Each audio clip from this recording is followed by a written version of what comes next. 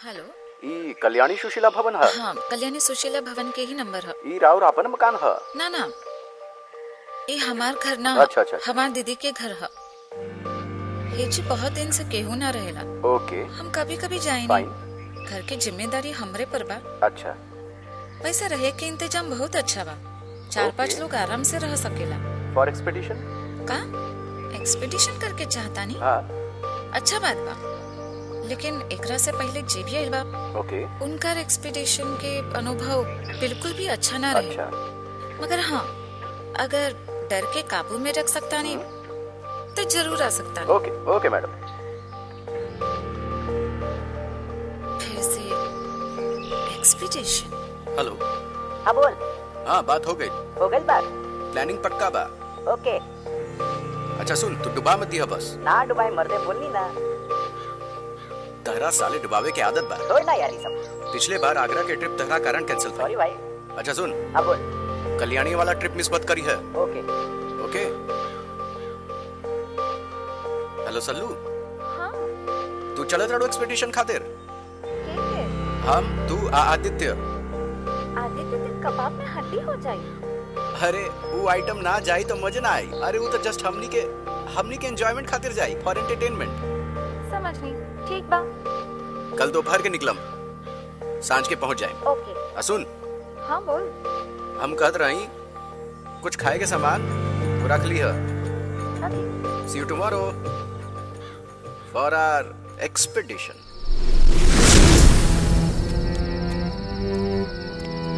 हमें सब भूत में विश्वास न करनी। मत कर। छोड़ दो सब बात। के कहल करेके, लेकिन बाप रे बाप, बाहर से जैसन सब तो नॉर्मल सोच ले रहनी वैसा नहीं खे। मस्त बा यार। झकास बा एकदम। तो काम फैल। हाँ।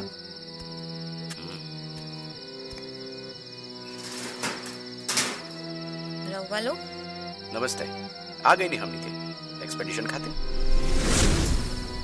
रहुआ लोग इन जानबूझ के ही आइल बानी ना? हाँ। हम सवेरे से पहले यहाँ ना आए। आ खाए पिए के इंतजाम हम ना कर पाए। रउआ लोगिन के खुद से ही करे के पड़ी।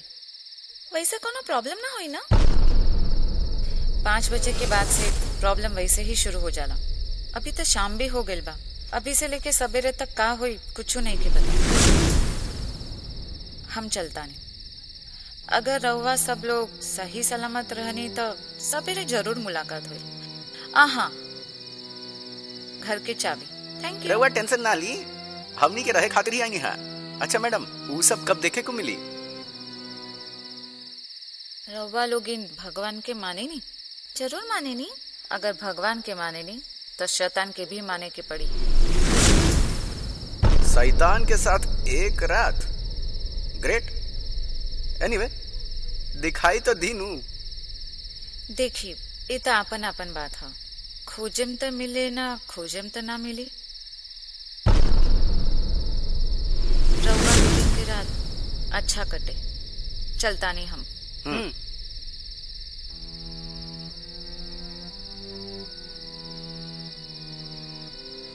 और हाँ, रउआ लोग अगर सही सलामत रहनी तो सवेरे मिले।